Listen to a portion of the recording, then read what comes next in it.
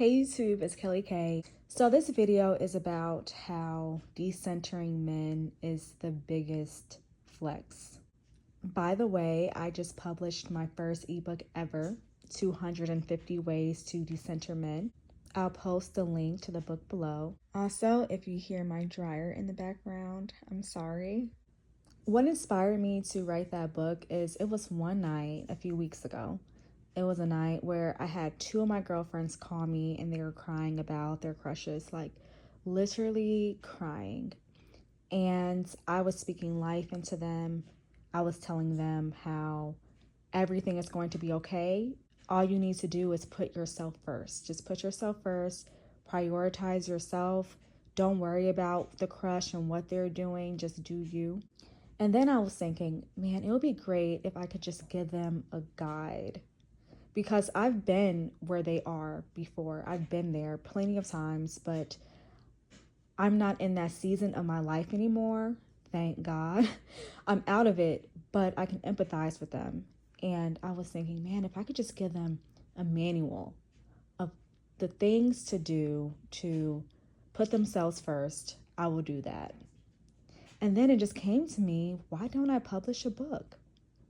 So that's what I did. And I searched books on how to decenter men, and there weren't hardly any. So I decided to just write my own book. Yes, like many ladies, been there, done that. In hindsight, I revolved my life a lot around crushes. And now that I'm out of that season, I realized that that was a waste of time. And I don't want to say it's a waste of time because I am who I am now because of those experiences. But if I could go back and tell myself, look, don't worry about this. Don't worry about him. Just do you. You're not going to be in communication in the next few months anyway. If I could go back and tell myself that, I would. And I would have alleviated a lot of stress and anxiety from my life. Decentering men isn't about rejecting them or hating them. It's just about prioritizing yourself and not centering your entire life around relationships. I think that is a recipe for disaster and low self-esteem and an unfulfilling life, to be quite honest with you. Girls who center men, they just overall seem to be sadder than the ones who don't center men. They seem to be sadder, less ambitious, more angry, more competitive with other women. It just doesn't seem to serve a lot of women. Basically, I learned that centering men can easily make you unhappy and will make you unhappy eventually. So that's why now I am such a strong advocate for decentering men. And I believe that decentering men is the biggest flex because suddenly so many of your problems go away once you decenter them. Number one, you save time. Because dating and relationships, they take time. You're investing time. You're spending hours a day texting your boyfriend or your crush on the phone with them or spending time with them in person. Those are hours that could have been spent doing other things like working out or knitting with your elderly grandma. Like there's so many things that you can do with your time. And in hindsight, a lot of women end up bitter because they're like, wow, I gave this guy so many years of my life. I spent so much time with this man and he left me or he did me dirty or whatever. And they realize that they will never be able to get that time back. So even if you're in a relationship and you decide to decenter men, because that is possible, you can decenter men and be in a relationship. You'll realize that you have way more time on your hands because that guy is not number one in your life. He's not the priority in your life anymore. You're not spending time and energy trying to uphold this relationship. Instead, you're spending that time bettering yourself and leveling up, making sure that your mental health is good. You don't mind spending a few days without your partner because you have your own life. You have things to do. You have friends, you have family, you have hobbies, you have goals and ambitions. So once you're decentered, you automatically start to think about how you can rearrange your schedule so you can make sure you get your business done. I was even thinking when I was on the phone with my friends that night who called me and was crying about their crushes, I was even thinking about how we spent an hour or more on the phone talking about this crush and how sad they were, how powerless they felt because of the crush, and how insecure they were feeling, all of those things.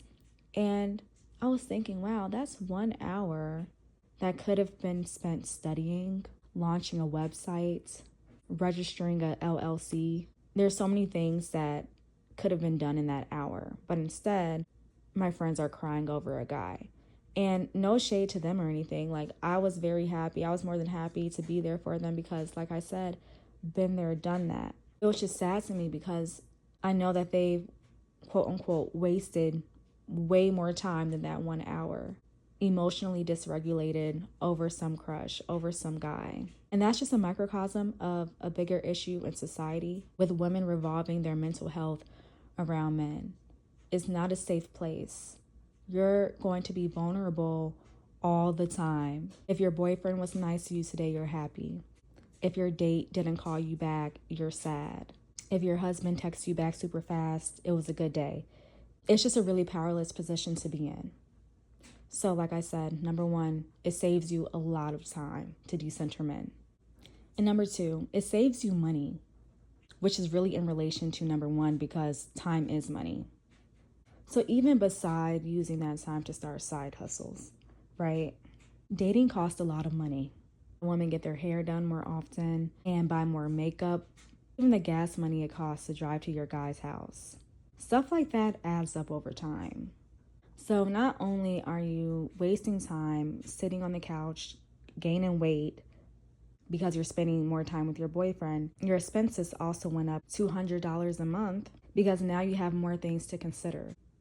And for example, if I weren't decentered from men, I wouldn't have had the time to make this video or to write my book. Or I would have had the time, but it would have just took a little bit longer.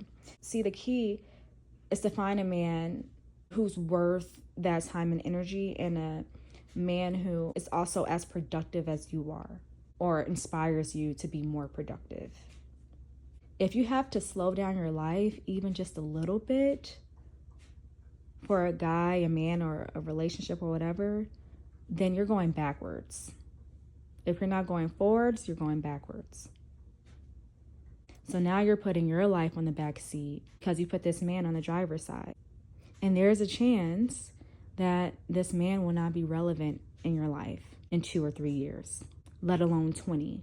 Wait until a man is fully committed to you. But even still, I don't think it's healthy for anybody to center anybody else because you literally have no control over the other person, especially if you're an anxious woman and a woman who likes to control her environment and things. It's going to be even more of a benefit to you to decenter men. You'll be happier when you center yourself because you have control over yourself. You have control over what you do with your time, what you eat, what you listen to. And to be honest, when I made this YouTube channel, I was thinking I'm going to intentionally not talk about men at all because that's my way of decentering them. So my channel is largely about creativity and leveling up. But now I feel like I have to address this issue head on because this is one of the first steps of being a more creative person, of being a more leveled up woman, is decentering men. So it's like, okay, I have to address decentering men because then my followers, my subscribers they'll be more mentally ready and prepared to dive into their hobbies and interests because they're seriously focusing on themselves and they're not planning on doing things just to impress another person. They're doing things to heal their inner child and to level up their lives and to start a legacy. Also, it's a really big flex to decenter men because you naturally flex on your ex, naturally. Because you're leveling up, you're naturally going to attract leveled up men. So if you need to, just go ghost for a few months and use that time to focus on yourself, lose weight, grow your hair, clear your skin, secure the bag. Then you're so leveled up that you're completely out of his league. And it's a flex because this is just a byproduct. The goal isn't to decenter men so you can flex on your ex and so you can get more attention from men, but it's just naturally a byproduct of what happens. You don't give off that desperate energy anymore. I realize that a lot of male-centered women give off really desperate energy, and it repels a lot of men, actually. It doesn't matter how beautiful you are. It's a huge flex to be beautiful, financially independent, and to not be desperate for a relationship. It's very attractive when you're at peace with yourself. I am a completely new person now that I'm decentered. I'm happier. I'm more free-spirited. I'm more creative. I'm coming up with creative ideas every few minutes. I'm healthier. I have great girlfriends. I don't feel competitive with women. I look cute for myself, not for men. If guys compliment me, that's awesome. I love it. I appreciate it, but I don't need it. So consider all of the benefits of decentering men. Think about the challenges you faced in a result of centering men. Think about how much time you invested centering a guy who's no longer relevant in your life. Just think about that. Think about all those nights you cried over a guy, and use that energy to turn back into yourself. All that love you spent on a guy, turn that inward. If you were in love with yourself, how would your life change? Think about that and then start acting that way. Start making decisions in alignment with that. So that's the end of this video. Please like, comment, subscribe, and let me know what you think. And I'll talk to you next time.